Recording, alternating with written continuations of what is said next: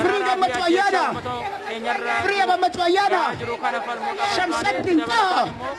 Shamsuddin Taha is my leader. Shamsuddin Taha is my hero.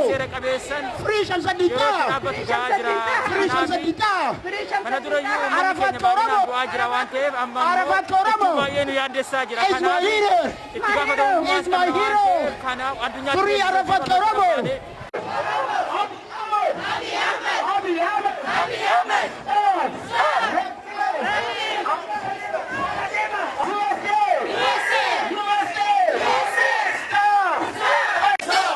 What we shout. US, stop the corruption in Ethiopia. US, stop funding Ethiopian government. Ethiopian government is a killer. Abiy's time is expired. Abiy's time is expired. Who are we? Oromo.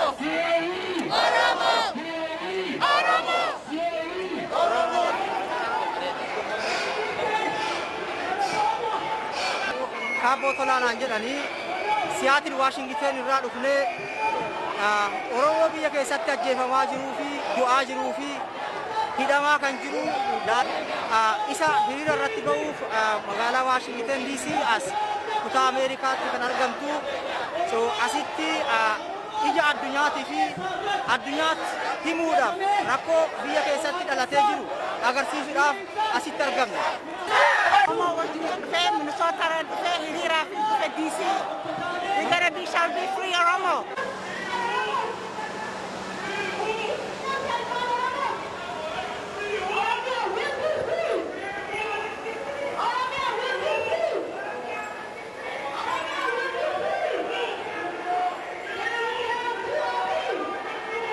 magaalaa Washington naannoo kana jiraadha.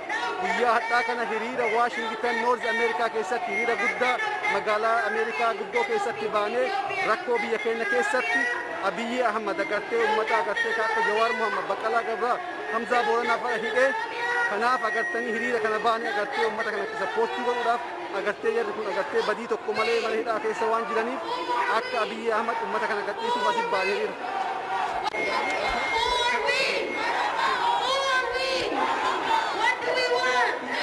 Abiy Ahmed yeroon inni biyya kana hoogganaa yeroon waan irraa darbeef ammaan booda